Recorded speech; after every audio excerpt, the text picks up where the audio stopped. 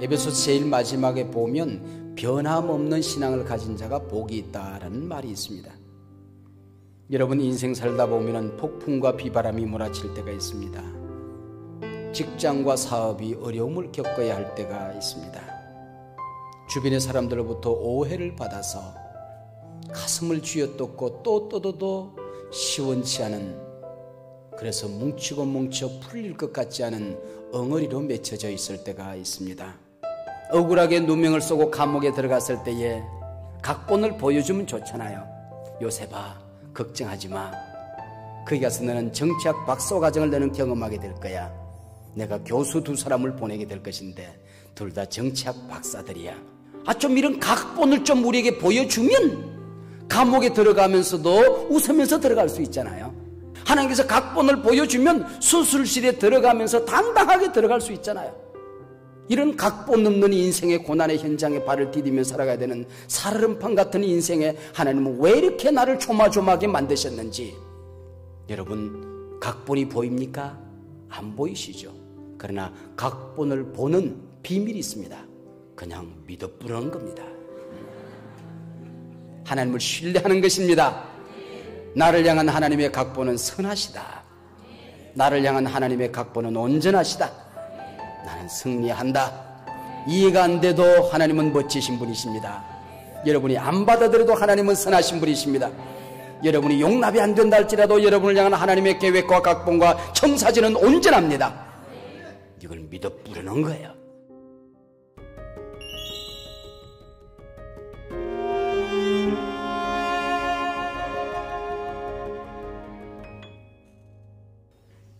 하루 이틀 하나님 앞에, 사람들 앞에 신실하고 순종하기는 그렇게 어렵지는 않습니다. 그러나 그것이 100년이 지나고 120년 동안 한결같이 하나님 앞에 순종하고 사람들 앞에 신실하게 산다는 것은 내 힘으로는 도무지 불가능한 일입니다. 노아는 자그마치 120년 동안 믿음으로 방주를 지었습니다. 아무리 오랫동안 우리가 충성을 하고 헌신한다 할지라도 내 주변의 사람들이 칭찬하고 박수하고 인정을 받을 때에 그것은 그렇게 힘들게 느껴지지가 않을 수도 있습니다.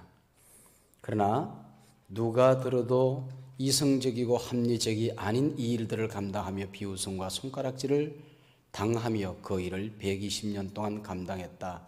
그것은 하나님이 주신 특별한 은혜가 아니고서는 불가능합니다. 그래서 노아에 관한 사적을 기록하며 성경은 노아는 여호와께 은혜를 입었더라. 이 모든 것이 하나님의 은혜로 된 일임을 기억하고 있습니다.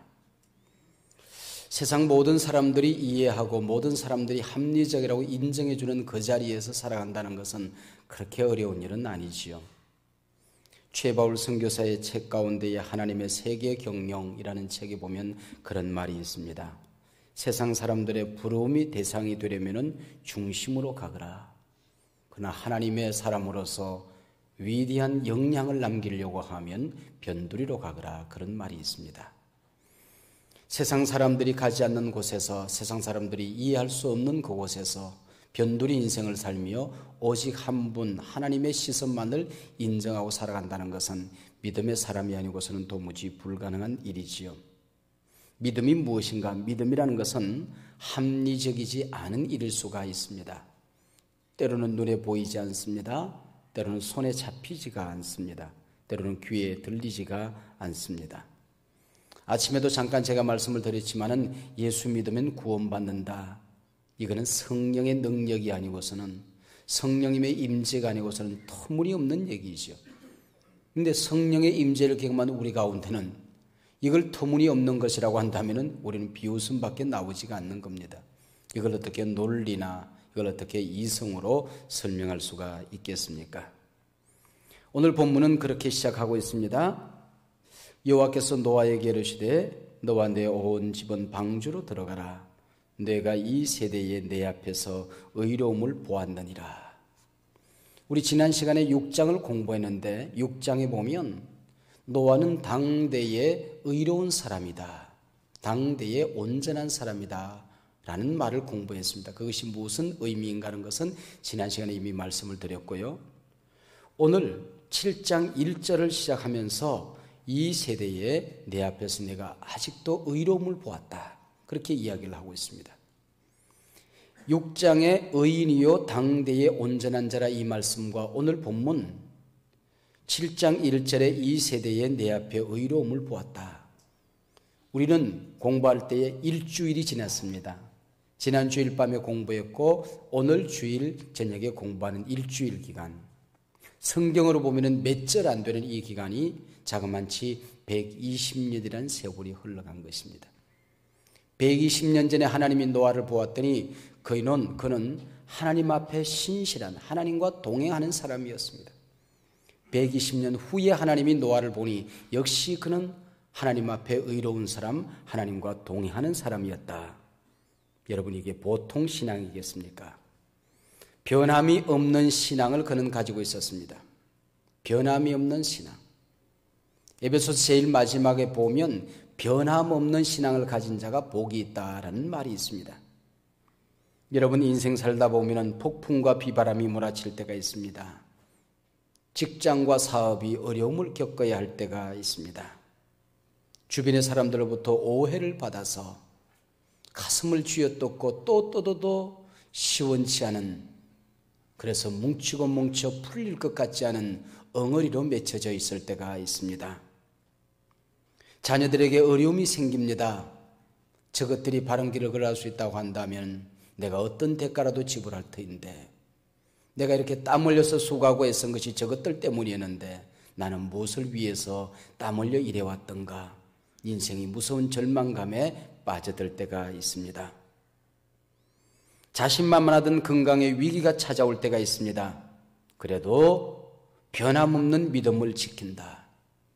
하나님께서 내가 하나님 앞에 섰을 때에 너는 삶의 상관과 환경과 상관없이 너에게 불어닥친 삶의 여정의 어떤 사건과 상관없이 너는 언제나 내 앞에 온전했던 사람이다. 너는 나를 사랑하며 변함이 없는 사람이었다. 나와 함께 언제나 동행했던 사람이다. 여러분, 이런 얘기를 우리가 하나님 앞에 들을 수 있다고 한다면 그는 얼마나 멋진 일이겠습니까? 하나님은 바로 그런 분이셨습니다. 하나님은 120년이 아니라 영원히 변함이 없으신 분이십니다. 하나님은 한 번 나를 붙들었으면 내가 하나님 앞에 서는 그 시간까지, 아니 하나님 앞에 서서 영원까지 살아가는 그 시간까지 하나님은 변치 아니하시는 분이십니다. 인간은 때로 배신도 합니다. 아무리 신실하고 착한 사람이라 할지라도 한두 번은 배신하고 한두 번은 거짓말을 합니다. 그러나 하나님은 몇천 년이 지나도 배신하지 아니하시는 분이십니다. 그것을 우리에게 약속하는 약속이 이것입니다. 이 책은 두 권으로 이루어져 있습니다. 구약과 신약이라고 합니다. 구약에는 모든 약속은 신약에서 온전히 이루어졌습니다. 그래서 구약입니다. 신약에는 모든 약속은 하나님 앞에 서는 그 시간까지 온전하게 1.1획도 변기함이 없이 온전하게 이루어질 것입니다. 그래서 신약이라는 것입니다. 노아는 물로 심판을 받았지만은 우리는 불로 심판을 받게 될 것입니다. 예수 밖에 있는 어떤 자도 살아남지 못할 것입니다. 예수 안에 들어온 어떤 자도 버림받지 아니할 것입니다. 하나님께서 선택해 준 한 명도 천국문 밖에서 두려움에 떠는 자가 없을 것입니다. 민수기서는 그렇게 기록하고 있습니다. 하나님은 인생이 아니시니 시건치 아니하시고 인자가 아니시니 후회가 없으시도다.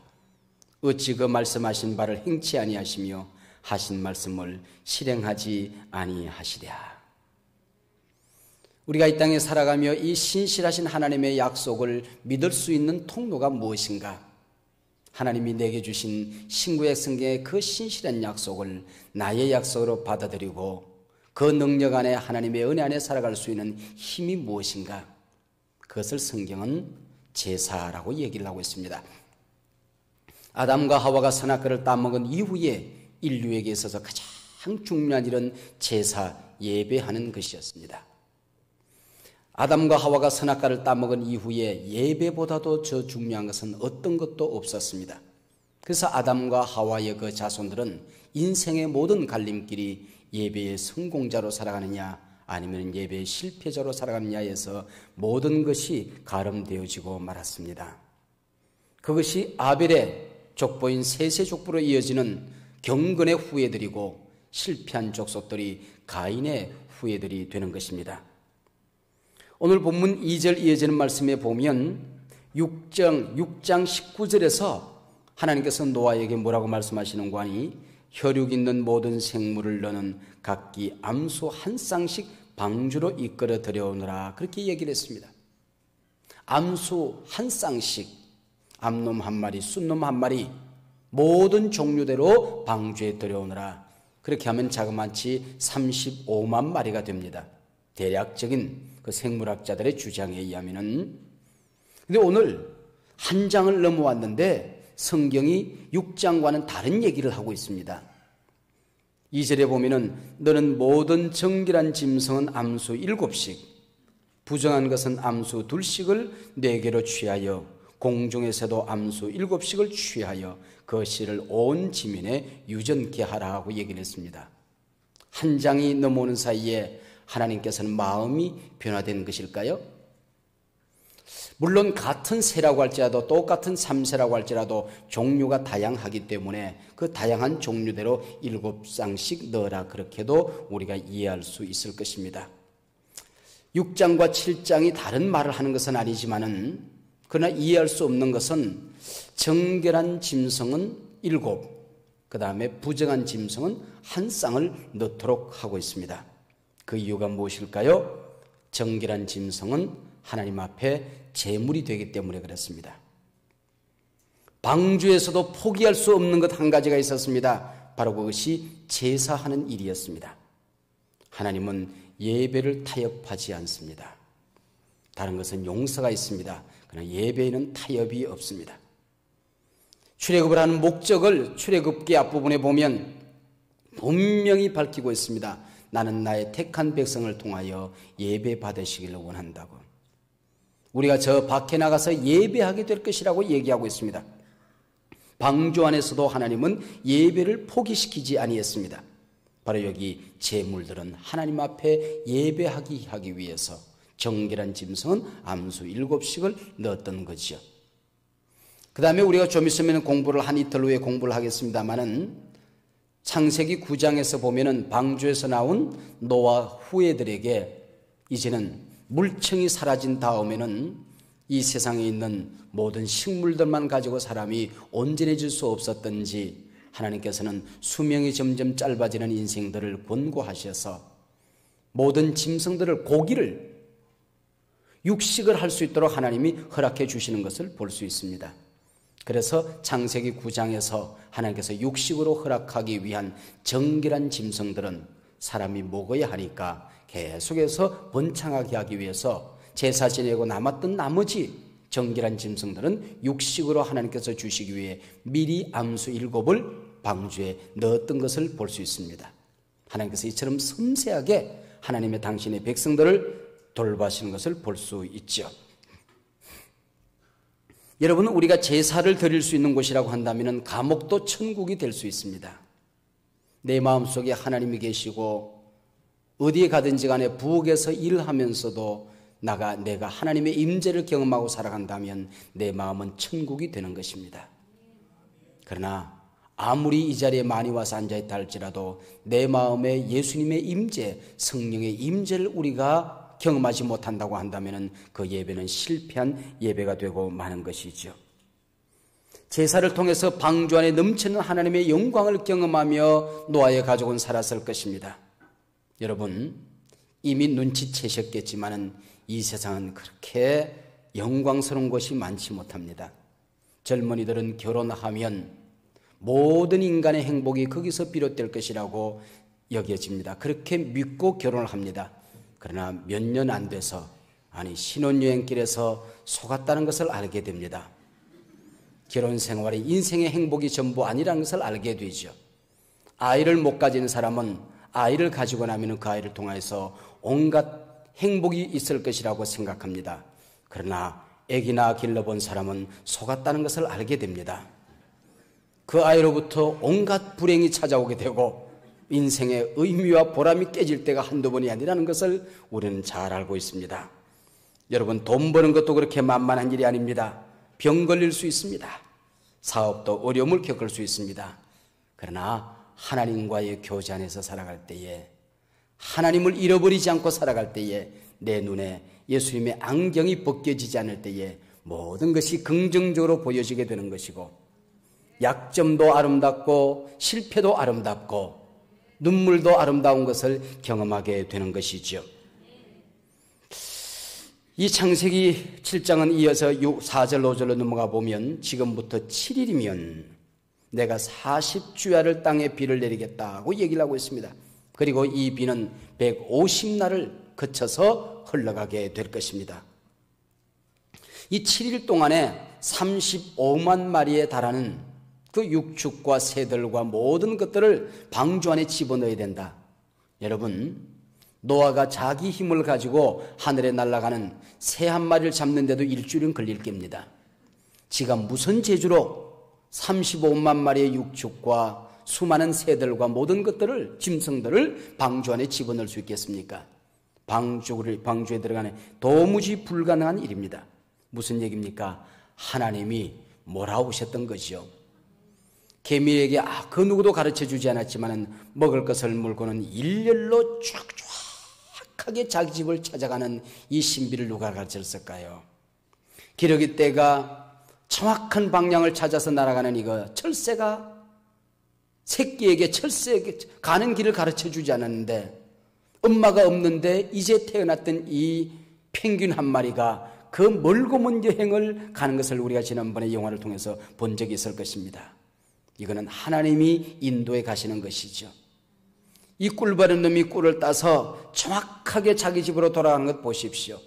그렇게 하나님이 섭리하셨듯이 35만 마리의 모든 짐승과 육축과 새들을 일주일 만에 점차적으로 1층, 2층, 3층에 자기 자리를 찾아서 정확하게 찾아가서 앉도록 하나님이 간섭하는 것을 볼 수 있습니다.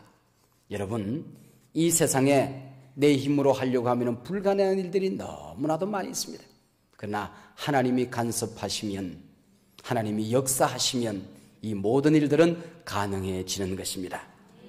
오직 하나님이 하셨던 것입니다. 내가 하자고 하면 모든 일이 힘들고 어렵습니다. 그러나 하나님이 하시면 기쁩니다. 쉽습니다. 간단합니다. 지난 시간에도 공부했죠.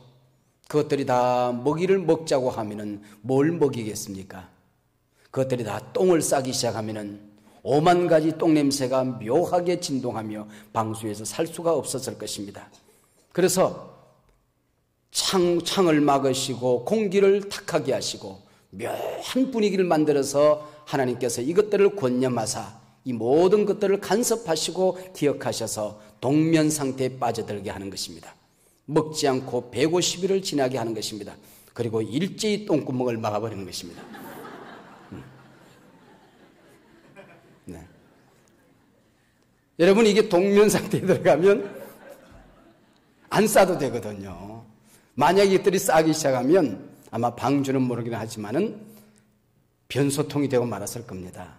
얼마나 하나님이 기가 막히게 이것들을 잘 인도하는지 모릅니다. 이렇게 해서 7장을 거치고 나서 다음 장에 우리 공부하겠습니다만은 8장 1절에 보면 그런 말이 있어요. 하나님이 노아와 그와 함께 방주에 있는 모든 들짐승과 육축을 권념하사, 새로운 번역에는 기억하사 그랬습니다. 정확한 뜻은 이것은 간섭했다 하는 것입니다. 하나님이 간섭했다. 여러분, 이것이 인생이라는 것입니다. 이것이 믿음 생활이라는 것입니다. 창이 없습니다. 동력장치가 없습니다. 키가 없습니다. 도시 없습니다. 노가 없습니다. 근데 정확하게 이것이 흘러 안전하게 그 창이라는 물 위에 떠 있는 것을 볼 수 있죠. 이게 믿음입니다. 믿음이 뭡니까? 하나님이 하신다. 하나님이 운행하신다. 하나님이 간섭하신다. 하나님 앞에 맡기고 살아가면 안전지대에 도착한다. 인생의 배는 내가 아니라 하나님이 운행하십니다. 믿음으로 출애굽하기만 하면은 홍해는 갈라집니다. 먹을 것 없을 때 만나 주십니다. 물이 없을 때에 생수가 쏟아집니다. 갈 길을 알지 못하고 방황할 때에 구름기둥 불기둥으로 우리를 인도하십니다. 6절에 보면 홍수가 땅에 있을 때에 노아가 600세라. 노아가 아들과 자부와 아내와 자부들과 함께 홍수를 피하여 방주에 들어갔고 정결한 짐승과 부정한 짐승과 새와 땅에 기는 모든 것이 하나님이 노아에게 명하신 대로 암수 둘씩 노아에게서 나와 방주로 들어갔다. 여러분 7일 동안 모든 일이 이루어졌어요. 그리고 비가 언제 얼마만큼 오고 며칠 후에 그치고 어떻게 될 것이 청사진을 정확하게 설계도를 각본을 보여주면 좋을 텐데 하나님은 그냥 믿으라고 그래요. 여기에 우리 고통이 있어요. 억울하게 누명을 쏘고 감옥에 들어갔을 때에 각본을 보여주면 좋잖아요. 요셉아 걱정하지 마. 거기 가서 너는 정치학 박사 과정을 너는 경험하게 될 거야. 내가 교수 2사람을 보내게 될 것인데 둘 다 정치학 박사들이야. 그래서 바로 임금은 뭘 좋아한다? 바로 임금의 성향은 어떻다?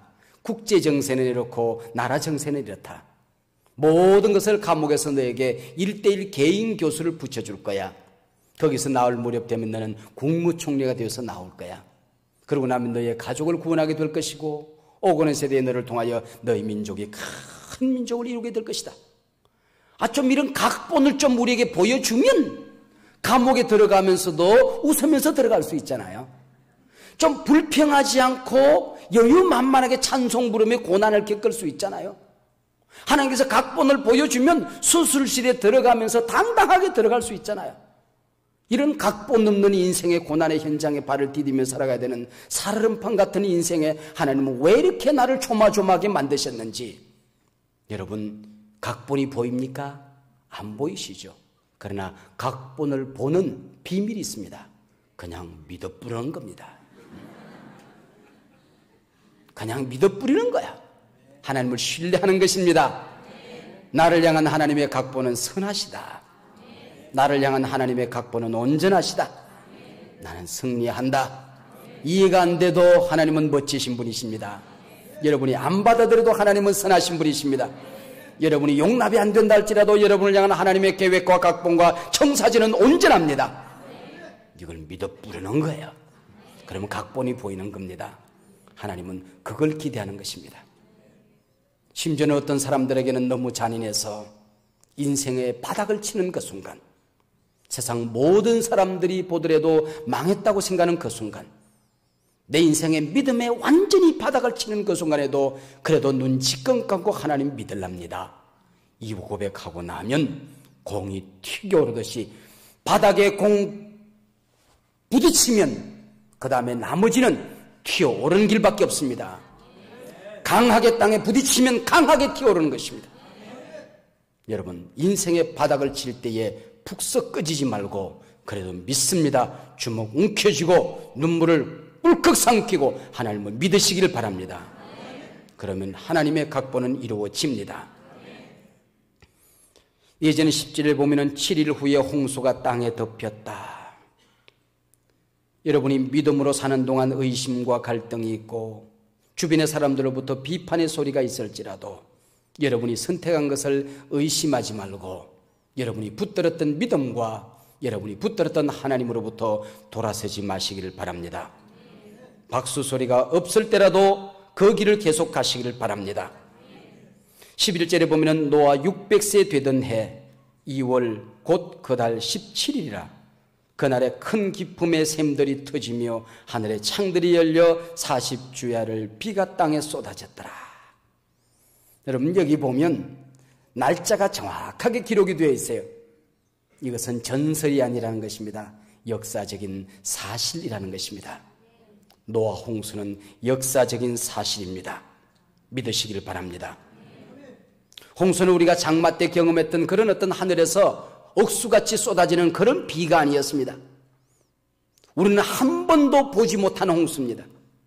노아도 그 이전에 한 번도 보지 못한 어마어마한 홍수가 쏟아진 것입니다. 그 홍수가 어떤 모습인가 오늘 본문에 보면 두 가지입니다. 땅에 큰 기품의 샘들이 터졌다. 이것이 첫 번째입니다. 두 번째는 하늘의 창문이 열려버렸다. 그렇게 얘기를 하고 있습니다. 첫째, 땅에 있는 기품의 샘들이 터졌다. 뭘까요? 모든 지하수가 터져버린 것입니다. 여러분, 땅 속에 어마어마한 물들이 있었습니다. 이 땅 속에 어마어마한 물들이 있었기 때문에 이 지구는 생수가 매일같이 쏟아지고 여기 있는 식물들이 마음껏 물을 먹을 수 있었고 지구는 얼마나 아름다운 도시였는지 모릅니다. 하나님이 만든 모든 지구, 에덴 동산이 어디에 있었는가? 그 소용없는 일입니다. 이 지구 덩어리 전체가 에덴 동산이었습니다. 그런데 땅의 샘들이 터져버린 것입니다. 바다와 강이 합쳐지는 것입니다. 산이 뒤집어지면서 지진으로 화산으로 폭발하면서 그곳이 바다가 되어지고 바다가 터지면서 이것이 산 위로 뒤덮어지는 것입니다. 그렇기 때문에 갑자기 땅이 홀라당 뒤집어지면서 땅 속에는 모든 샘들이 터져서 올라오는 것입니다. 사람들이 움직일 틈이 없는 것이죠. 노이천 창조신학자의 그 책 가운데 보면은 방주는 역사적인 사실이었다. 그 책에 보면 그런 얘기가 나오고 있어요. 높은 산꼭대기에 특별히 중동 지방을 중심으로 이 지역에 보면은 거기서부터 먼저 화산이 폭발하고 터졌는지 모르지만은 그 지역에 있는 산꼭대기에 있는 큰 호수들이 있는데 어마어마한 호수들이 있는데 그 호수들이 전부 다 바닷물이래요. 여러분, 바닷물이 뒤집어지면서 아니면은 바다가 한 번 용솟음 치면서 거기에 산이 되면서 거기가 바로 바다가 됐던 것입니다. 해발 1700m가 넘는 터키의 반호가 바닷물입니다. 해발 1470m에 있는 이란의 우르미아 호수가 염분이 23%나 됩니다. 가장 짠 호수가 되어 있습니다. 몽고 분지 사막에도 염해가 있습니다. 해발 3800m나 되는 안데스 사막의 넓이가 4800제곱미터가 되는 티티카카 큰 호수가 바로 이것이 바닷물로 되어 있습니다. 지각에 이런 변동이 일어나게 된 것이죠. 바닷물이 터져서 육지로 분수처럼 쏟아져 오게 되는 것입니다. 지하의 모든 샘들이 터져서 용솟음 치오르며 땅을 뒤덮게 되는 것입니다. 두 번째는 하늘의 창들이 열렸다 그랬습니다. 창세기 앞장 공부할 때 하나님께서 천지우주 만물을 창조할 때에 이 우주 안에 물청을 꽉 만들었습니다. 그리고 하나님께서 바람을 동풍을 부릅니다. 그랬더니 물이 하늘 위로 슉 갈려 올라가고 그리고 땅으로 쫙 가면서 땅이 육지와 바다로 나누어지게 된 것입니다. 바다의 물보다도 더 많은 물들이 이 공중의 전체 물층을 감싸면서 이 지구를 뒤덮고 있었던 것이죠. 노아 홍수 이전에 발견되어지는 태양을 보면 태양이 이렇게 묘하게 찌그러져 있는 것을 볼 수 있습니다. 이 땅에 사람들이 물청을 가지고 태양을 보니까 하늘의 별들을 보니까 달을 보니까 전부 다 찌그러지게 물을 통해서 보니까 찌그러지게 보였던 거죠. 근데 그것이 슉 열려지면서 온 지구를 향하여 하늘에는 물이 쏟아져 내린 것입니다. 지금도 마찬가지입니다. 이것을 보호하기 위한 최소한의 장치로 하나님께서는 하늘에 오존층을 두어서 태양의 강렬한 햇빛으로 말미암아 우리에게 오는 해독을 하나님께서 막아주었어요. 근데 인간들이 계속해서 이산화탄소를 뿜고 독가스를 뿜으면서 오존층의 구멍이 참 이곳저곳에 찢어져요. 이것이 점점 커져요. 햇빛이 바로 직통으로 지금 내리고 있습니다. 그래서 이 오존층이 지금보다도 한 2배, 3배 정도만 더 찢어지면 이 지구상에는 수많은 사람들이 그 햇빛을 받으면서 피부암에 걸려 죽게 될 것이라는 것입니다. 이 물층이 깨지면서 나중에 우리 다음 시간에 공부할 때 보면은 창세기 8장 22절에 보면은 땅에 있는 동안에 심음과 거둠과 추위와 더위와 여름과 겨울과 낮과 밤이 쉬지 아니하리라. 특별히 여기서 겨울과 여름, 추위와 더위가 이 물층이 깨짐으로써 오는 것임을 얘기하고 있습니다. 노아 홍수 이전에 물층이 깨지기 전까지는 물이 쏟아져 내리기 전까지는 대개 사람들이 900살 이상 살았어요. 900살 이상. 이 물층이 깨지면서부터 점차적으로 수명이 줄어들기 시작하더니 400, 300 그리고 120으로 줄어들기 시작합니다. 그 다음에 모세에 와서는 강건하면 70, 80입니다. 여러분 이렇게 되어지고 마는 것입니다. 물이 불어서 15규빗이 오름에 산들이 다 덮였다고 얘기하고 있습니다. 그래서 그러기 전에 노아의 온 가족을 방주에 들여보낸 하나님의 섬세한 손길들이 기록되어져 각 종류대로, 들짐승 종류대로, 육축이 종류대로, 땅에 기는 모든 것 종류대로, 모든 새, 각양새 종류대로 노아만 들어간 것이 아니라 사랑하는 아내와 모든 자녀들과 자부들까지 다 들어갔습니다. 모든 하나님이 보내주었던 짐승들을 다 일주일 만에 방주 속에 다 집어넣은 것입니다. 하나님이 그 안에 함께 계심을 확인하기 위해서 늘 노아는 제사를 지냈던 것입니다. 여러분의 인생은 누구와 함께 사느냐에 따라서 행불행이 결정되어지는 것이죠. 사랑하는 사람들과 더불어 함께 살아가면 인생은 행복해지는 것입니다. 미워하는 사람들과 살아가면 인생은 지옥이 되는 것입니다. 자, 17절부터 홍수가 땅에 40일이 있습니다. 물이 많아져 방수가 땅에 방주가 물에 떠오릅니다. 그 다음에 물이 더 많아져 땅에 창일해집니다. 방주가 물에 떠다니고 물이 땅에 더욱 창일합니다. 천하의 높은 산이 다 덮였습니다. 17절에 보면 물이 많아졌다. 18절에 물이 더 많아졌다.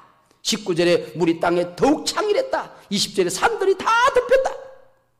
여러분, 이 요동치는 그 상상이 될 수 있을 거예요.